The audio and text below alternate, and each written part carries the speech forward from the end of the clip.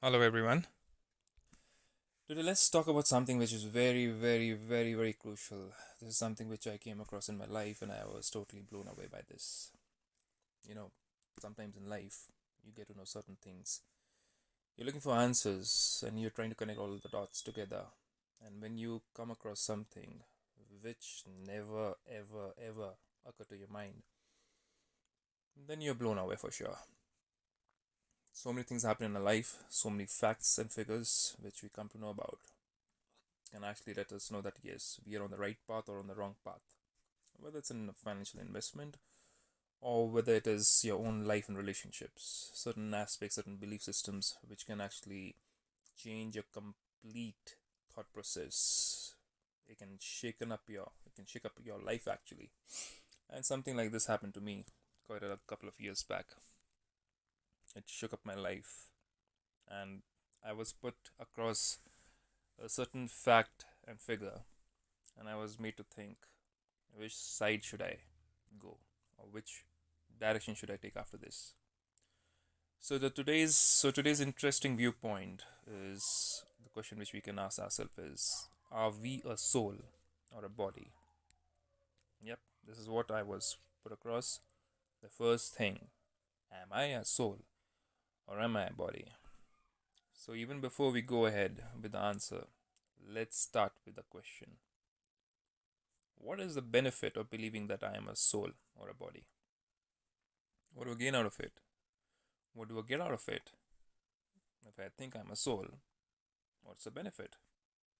If I think I'm a body, what is the benefit in that? So let's see the first aspect. Let's say if I'm a body, so I can be good looking or not so good looking, can be fair or dark skinned, can be short or tall.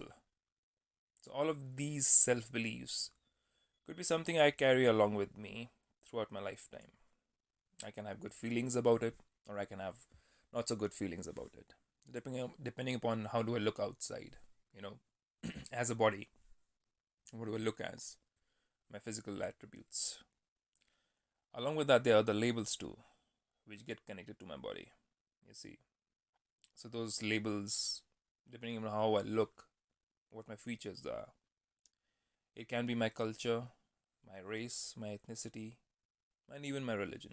People can just look at you and say, you are Japanese, or you are Chinese, or you are American, right? There's a tag which comes along with your body, the way you look. So let's say I'm a European or an Australian or an Indian, etc. And then these labels actually bring about another thing, which I never realized. We generally say that. You see, when we look at somebody, we're like, okay, he's an Indian. Indians are like this.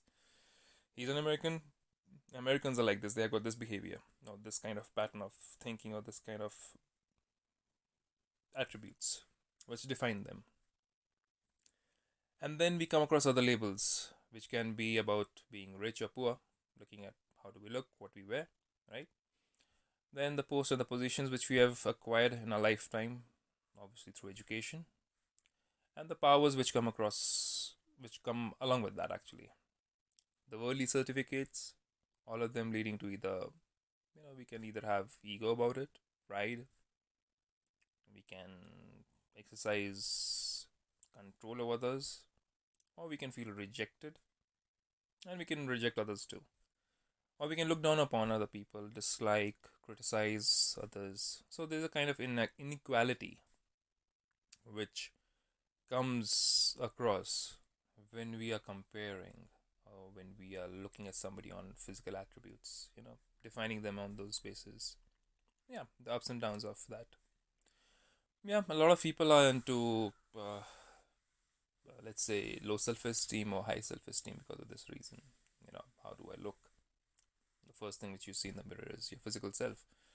So your whole day starts with all those things which you have heard about yourself as like comments, as those taunts from your childhood, be it your family members, be it your friends in school, be it the television or the tube, which tells you this kind of person looks like this, or so this kind of person should be put into this category.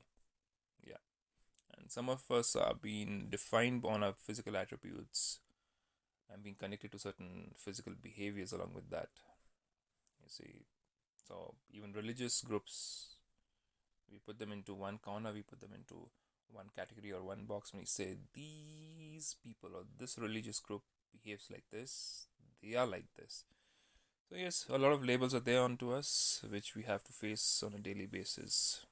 Yeah, there are ways to get across them, get over them. We'll discuss that in the future. So what we are seeing that these labels are not actually bringing about any kind of peace in our life. A lot of peacelessness and differences and divisions, yeah, amongst fellow human beings. We face that also. So is that a good thing to have? Thinking I'm a body and having those labels onto me and living my life into that little box or little category. Small belief system where I limit myself on a physical basis. I have unlimited limitations put on to myself, not just because of my own belief, but because what I have been taught by others or what the society has taught me. I believe even about disparity between man and woman, what we see today in the world, difference between man and woman. There's a whole fight about equality. So even a label on the basis of a physical attribute as a female or a male is bringing about a difference between male and female. Whereas we realize, or I don't know how much of us realize that, but if you think about it, be it a man or a woman, but the mind or the heart, or we can say the soul within, is looking for just one thing, and that is peace and love and happiness and bliss, all together in one, encompassed as one feeling of complete bliss. Well, if you think love and peace and happiness and bliss, they don't have any kind of gender, do they? They're genderless, right? So, being genderless, when we are all looking for the same thing in our life, we're looking for acceptance and love and peace and happiness. But we try to find that love, peace, and happiness from a gender point of view, then the differences come. But if we think of ourselves, all of us, as souls, which you're going to see in the next point, the next attribute. I'm a body. We have discussed about that. Now, I'm a soul. When we look at through that soul's lens, when we look at everybody through that soul's lens, we realize that it is different. We can remove all the disparities, all the differences, all the attributes, all the labels which have been put on to us on a physical basis, and even the gender roles and everything. We remove that and we come into one alignment. We are all equal, men, women, irrespective of the physical attributes. We are all beings within an energy, a soul, which is wanting to feel that peace, wanting to feel that love, wanting to feel that acceptance, wanting to feel that happiness on a daily basis. So then we'll choose whatsoever we want to choose. We want to live in that world of knowing and believing that I'm a body and live with those differences, or I want to think that I'm a soul and remove those differences. Let's see how. So, if I am a soul now, it gives me a sense of equality. First thing first, even gender inequality makes sense no more because I now am beyond the consciousness of my physical appearance. So I don't need to just take care of my physical self, but there's something which is there within. That is the soul within this body who needs to be addressed to, or who needs to find self respect, or who needs to be taken care of. Let's see how. So I am equal in all ways. Actually, now my inner beauty is more predominant, and I am focused on that beauty in me. Yes, the beauty of the soul, as well as in others. So I'm looking at the soul which is there, out there. I'm connecting to the soul because a soul has got three aspects which you're going to see in the coming lines. So I can now relate to anyone and everyone as I connect to each soul on the basis of qualities and virtues they possess within. So see, we have physical qualities, tall, short, dark, handsome, whatsoever, beautiful, whatsoever we have seen. Similarly, there are certain qualities which the soul also has. So those qualities could be humility, patience, tolerance, easiness. We're going to see that also. Let's go ahead. So I am connecting to each soul on the basis of qualities and virtues they possess within, which are more permanent than the temporary bodily aspects and attributes as seen in category A above. Yeah, we've seen that. We've seen that the physical aspects of the body are going to deteriorate over a period of time, right? You're going to get old, be it a man or a woman. But when two souls are connected to each other on the basis of their qualities and virtues, then there's a long term connection. Don't you think so? That's what we say. Soulmates. Soulmates need not be male and female only. Soulmates can be parents and child connections. Soulmates can be two friends. They can also be thinking on the same lines, or they can be thinking on the same vibration level, same frequency, right? Because let's say humility is also a kind of a frequency, it's a thought pattern. So if two souls are humble, they can be together. One is egoistic, one is humble, can also stay together, but then yes, there are going to be clashes, there's going to be some rough edges in one's personality, and the other person will have to tolerate it. Can be done spiritually, it's possible, yes, but that's another topic. So now I can now think of long-term connection with each soul I come across, irrespective of their bodily labels, as I can understand them beyond those bodily labels, recognize them and accept them from the viewpoint of the soul that they are, based on their inner values and virtues. So I no longer have those complex belief systems of putting people into categories on their physical attributes, or country, or religion, or caste, or creed, or anything. I have removed traces of body consciousness. I'm not conscious about the bodily aspects. And I've rested my mind now and my heart on virtues in others and in myself, like humility, patience, tolerance, a habit of being easy on things, simplicity, sweetness, appreciation, lightness, politeness, and there's so many more. So now I'm looking for these aspects in others too. I'm looking for these aspects in me. I'm imbibing these qualities because like attracts like. So if I'm somebody who's patient in my life and things, I'll attract those kind of people who have patience in them. If I'm humble, I'll attract people who are humble, right? I can say hello to a person who's egoistic or proud, but I might not be able to spend a long time in that person's company or vicinity. Yes, befriending that kind of person is a little difficult. Yes, one can be humble and befriend them, but then yes, there are better choices out there. Okay, so now I'm now connected to the soul that I am because I'm looking for those qualities within me. I'm also ignoring those bodily aspects that I had believed is me. I had labeled myself, I had accepted those labels within me, but now I'm not accepting those labels. I am looking for those inner qualities which the soul has, like appreciation, humility, tolerance, because you see, the soul is immortal, right? That's what we've heard in religious aspects. Do you think humility is something which is mortal? It's a quality. Can you kill humility? Can you kill patience? Can you kill tolerance? Can you destroy easiness, simplicity? Can sweetness be destroyed? Well, it can be reduced to a certain extent, but cannot be destroyed. It's not something which is physical. Similarly, the soul is not physical. Yeah, that's what you're trying to understand. Yeah, this is something which struck me actually, which is very, very daunting, which is something which is questionable. And I questioned it for a very long time. I accepted it. I wanted to accept it because I didn't have any other choice at that time.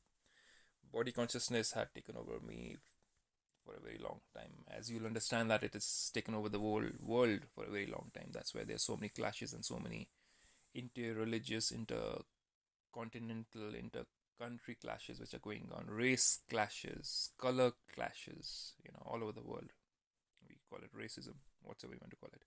So let's not go into those things, those body conscious things. We just need to understand them. So here, I realized that I want to be away from those things. I wanted to just peel off every layer and find the real me inside. So I realized that if I connect to myself, disregarding all these bodily aspects, I'm actually trying to connect to the self, the truth. And I believe that soul, which is immortal, is the truth. Whereas body, which is mortal, hardly has any truth. It keeps on changing. The bodily is ever changing, aspects ever transforming. But the real me within the soul, which I am, I'll remain the same. Yes, in terms of qualities like humility, patience, the degree might go up and down, but then yes, I still am that. I'm still that light. I'm still that energy. So now, I'm now connected to the soul that I am and to the other souls too who have such virtues. Now, I am at peace with myself and the world at large when looking through the eyes of the soul.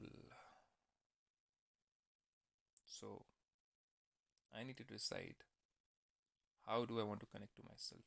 What kind of reality do I want to live in? Whether I want to live in those body conscious disparities or do I want to live in a soul conscious equality, which is more peaceful, which is easier to adopt to, and which is more difficult to imbibe and adopt and live in. Well, the whole world, 95% of the people are living in that kind of body conscious state. Where do I want to be? Which side do I want to choose? It's my own choice. Being soul conscious in this body conscious world, one can say, yes, it's difficult. But then, yes, at the end of the day, finding peace in that body conscious kind of world is also difficult. So it's much more easier to find peace in being soul conscious than being in body conscious. That's what I realize, and it's a practice which I do daily on a daily basis. And most of our meditations, which you're going to see in the future, will be based on these aspects of thinking more thoughts on soul conscious basis than thinking thoughts on body conscious basis.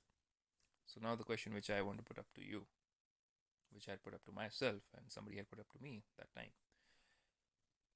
Who are we then? Second question, who would I want to be? Would I want to be a soul? Believe I'm a soul? Or would I want to be a body and believe I'm a body? That's it for today, I think. I'll leave you with a question, something which you can answer, and you can leave your comments. You can leave your suggestions. If there's anything else you want me to cover, you're most welcome. I'm all out there for you. So, till then, think on these lines, think on certain aspects. You can sit down quietly, meditate, sit in your own space, find out time for yourself. And especially during this lockdown period, we have an ample amount of time for ourselves, and we can spend a lot of time for taking care of the self, which is the soul within. I'll leave you with that thought. Take care. Bye bye.